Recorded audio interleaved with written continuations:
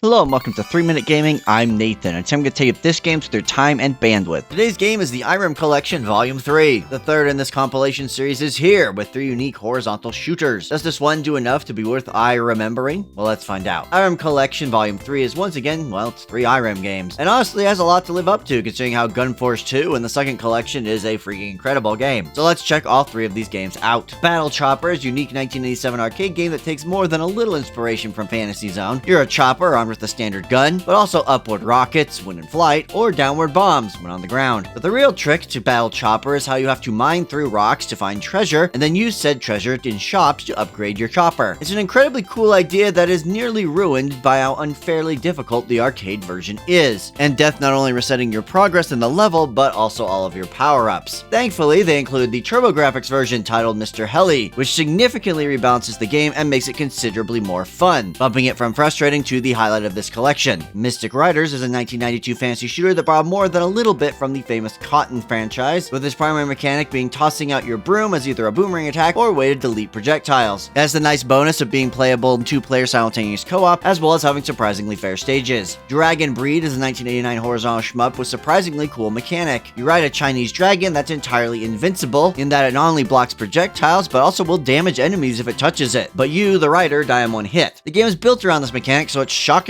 tough after the first stage. You can get upgrades for your dragon that make things a lot better. Mechanically, this one's super interesting, but it does suffer like Battle Chopper from that brutal iREM difficulty. It doesn't help that its sound effects are really abrasive. It kind of sounds like a Genesis is getting run over by a truck. All 3 of these have the usual INIS style emulation rules. You have a casual mode with rewinds and save states, but no achievements or leaderboards. And arcade mode, we have unlimited coins, but have to play it legit. And really, that's the collection. 3 hidden gem arcade shmups and 1 home console port, all from your boys at iREM. So what do I like about the iREM Collection Volume 3? Well, all of these games have some unique elements worth considering, such as Dragon Breed's unique invincible dragon mechanic, and Mystic Riders letting you toss your broom for power-ups. It goes a long way in making them memorable. Additionally, Battle Chopper, or more specifically the TurboGrafx Mr. Heli version, is the star of the show. It's interesting how simply rebalancing damage output lets all the unique and charming mechanics of this game shine. It's too bad it doesn't have achievements. And lastly, the emulation is as always solid overall, with rewind and save states, and the inclusion of a pure version for leaderboard chasers is always nice. When it comes to the bad, this was the collection where that infamous iREM difficulty started to get to me. Mystic Riders manages to dodge it, but Dragon Breed's later stages are comedically brutal and reset the stage on death, and the arcade version of Battle Chopper looks even more like a game designed to eat quarters once you compare it to the much better Mr. Heli. Rewind and save states help, but I really wanted those achievements, damn it. On that same note, while Mystic Riders and Dragon Breed have 1 or 2 unique mechanics, once that novelty wears off, you are left with basically bog standard horizontal shmups with very high difficulty. And when you take that into account, I would argue that both these games lean more towards average than exceptional. And lastly, there's a shocking lack of extras in these collections. Boxes or cabinet art would be nice, history, challenges. I don't expect every collection to have them, but considering there's only 3 games here, anything extra would have been appreciated. As you know, I rate games here on a 3-point scale. Must play, maybe consider, and don't bother. And like the previous 2, this iREM collection is completely passable, with the TurboGrafx version of Mr. Heli being the main reason why I would recommend picking it up. I do think that Volume 2 outshines it, at least for me. However, if you do enjoy shmups with unique mechanics, this collection is worth checking out, as it's got lots of those, full of some unique ideas and that classic iREM brutal difficulty. If that sounds like your jam, absolutely grab this 3rd volume. That's all I got for you today. Thank you so much for watching. If you play any of the iREM collections, are you gonna pick up number 3? Let me know what you think in the comments, but regardless, go out there and give this collection a look.